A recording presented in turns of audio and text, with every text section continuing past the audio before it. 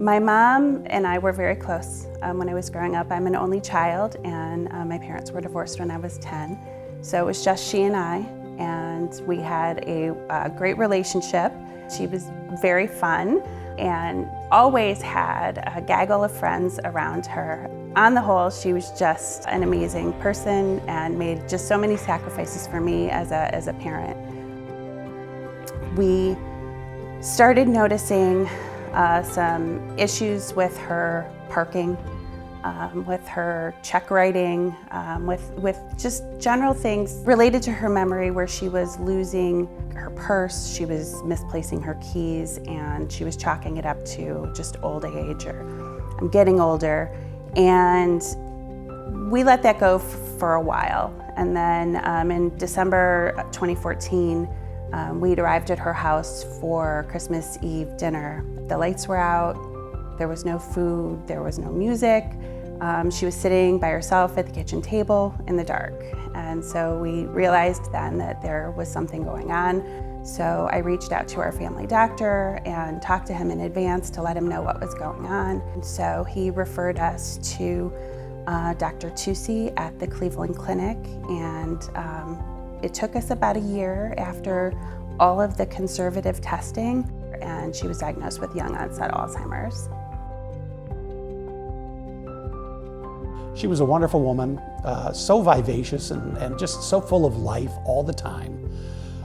And that's what really made this so hard, is that at such a young age to find out that there's something going on. And for us, it was scary. For her, it was scary as well. She was diagnosed when she was 65. So it made it very challenging for someone at such a young age to be told, you need to go to an assisted living facility. And she would say to me after she was in there and talking to me again, she would say to me, I'm too young to be here. All these people are old. She wasn't wrong, they were. But she also definitely, from a cognitive standpoint, needed to be there. When Amy had to become more of a caregiver for her mom, she had to be a wife, a mother, a caregiver for her mom, and a career woman. So balancing all of those is certainly not easy to do, but she did it, and did it better than anyone I know. I was initially introduced to the Alzheimer's Association from a social worker at my mom's doctor's office once she was diagnosed with young onset Alzheimer's. She provided us a packet of information, and I did some research, and the Alzheimer's Association was the first call I made. When I reached out, I was assigned to a dementia care coach named Caitlin, and she was wonderful. She was with me for the first year following my mom's diagnosis to help me learn to provide care for my mom and to communicate with her and to find resources to help us through every stage of the disease. It's not easy to go through, but the Alzheimer's Association was there for us.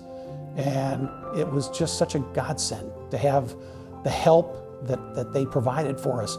When I initially reached out to the Alzheimer's Association, I was connected with the Adult Children Caregivers Support Group. It's a unique group that has challenges that differ from those suffering with Alzheimer's or from spouses providing care. The group itself was amazing. We had people in the group who were caring for parents at every stage of the illness. I could learn from the people who had parents at later stages than my mom, and I could also help provide guidance to people who were new to the group with parents who had an earlier stage of the illness. It meant so much to me. I really think to our family, I needed the help, and I couldn't have done it by myself. So I was grateful for the association for being able to provide those services, which are free and tailored for your specific needs. I keep seeing that there's new medications coming out, and there's promise. And hopefully these medications, and I'm sure there's going to be more to come, that they'll find a cure. And we'll have that very first survivor one day. And unfortunately it wasn't us. It will be somebody else, and I think we're going to be really happy for that.